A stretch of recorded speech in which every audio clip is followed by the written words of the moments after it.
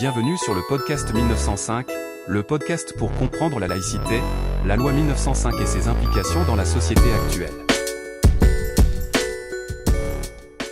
La laïcité, c'est un mot qu'on entend partout, surtout quand il s'agit de la France. Mais soyons honnêtes, c'est souvent un concept assez flou qui peut même paraître complètement contradictoire. Alors, on va essayer de démêler tout ça ensemble. Regardez-moi ça. D'un côté, on peut tout à fait aller voter avec une kippa, une étudiante peut suivre ses cours à l'université avec un voile, et on peut prendre le bus avec une grande croix visible. Pas de problème. Mais de l'autre côté, un fonctionnaire au guichet, lui, n'a pas le droit de porter une croix. L'État ne peut pas donner un centime pour construire un temple, et dans un lycée public, le voile est interdit. Alors comment on explique ça? C'est le grand paradoxe. En fait, pour tout comprendre, il faut revenir à la source. Et la source est un texte fondamental, la fameuse loi de 1905 sur la séparation des églises et de l'État. C'est vraiment la pierre angulaire de tout le système. Allez, on plonge dedans. Article 1er. Et attention, celui-là, il est absolument crucial parce qu'il ne parle pas d'une, mais bien de deux libertés différentes. La toute première, c'est la liberté de conscience. Ça, c'est le droit intime, personnel, de croire en ce qu'on veut ou de ne croire en rien du tout. Et cette liberté-là, elle est absolue. Personne n'a le droit de venir vous dire quoi penser dans votre fort intérieur.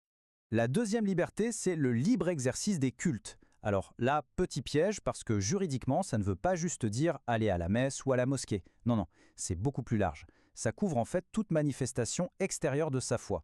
Donc, porter une croix, un voile, une kippa dans la rue, eh bien, c'est considéré comme l'exercice de son culte. Cette liberté est garantie, mais à la différence de la première, elle peut être encadrée si nécessaire pour préserver l'ordre public. Bon, ça, c'était l'article 1er. Maintenant, passons à l'article 2. C'est sans doute la partie de la loi que tout le monde connaît le mieux, même sans l'avoir lue. C'est là qu'on trouve la fameuse séparation. La République devient neutre, elle ne reconnaît aucune religion, elle n'en paie aucune, elle n'en subventionne aucune. Mais attention, le point fondamental, c'est que cette neutralité de l'État, ce n'est pas le but final, c'est l'outil, le moyen qu'on a trouvé pour garantir ce qu'il y avait dans l'article 1, l'égalité parfaite entre tous, croyants comme non-croyants.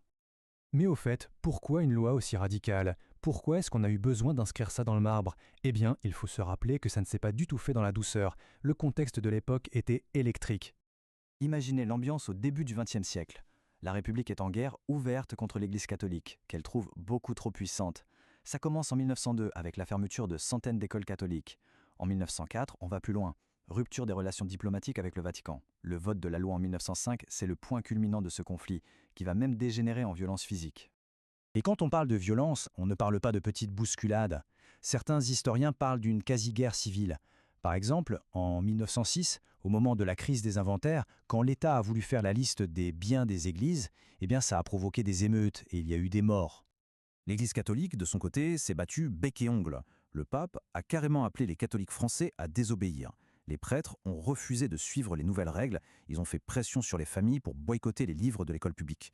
Ils allaient même jusqu'à menacer de priver les enfants de leur première communion. Et l'État répliquait en utilisant la loi pour attaquer en justice les prêtres qui exerçaient ces pressions. C'était vraiment tendu. Bon, tout ça, c'était il y a plus d'un siècle. La vraie question, c'est comment ces principes, nés d'un conflit aussi dur, s'appliquent concrètement dans la France d'aujourd'hui, qui est infiniment plus diverse. Pour y voir plus clair, une bonne méthode, c'est de diviser la société en 4 grands espaces. D'abord, il y a l'État et tous ses services. Là, la neutralité est totale. Ensuite, les lieux de culte, où les règles de la religion s'appliquent. Puis, le domicile, la sphère privée, où chacun est libre. Et enfin, il y a tout le reste, la rue, les transports, le travail, bref, l'espace public qu'on partage tous. Et c'est dans cet espace public que les choses se compliquent. Pour que la liberté de chacun et l'égalité de tous puissent coexister, il faut faire appel à la troisième valeur de la République, celle qu'on oublie parfois, la fraternité. Et ici, la fraternité, ça veut dire trouver des compromis.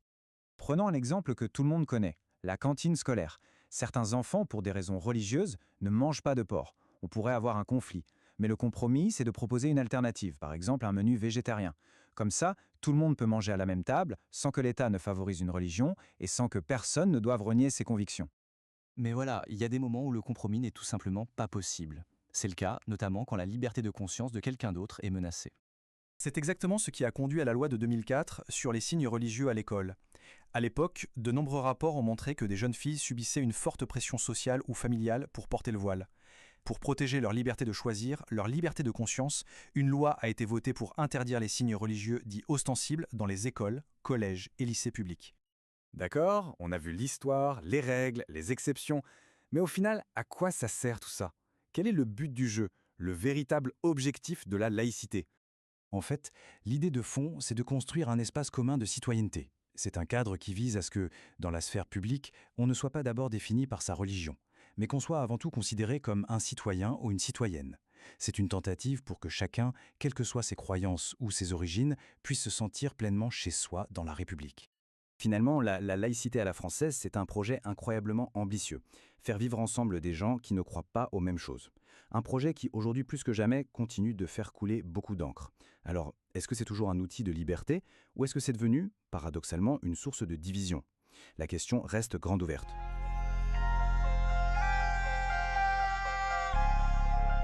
Merci d'avoir écouté ce premier podcast introductif. Je vous dis à très bientôt pour de nouveaux podcasts.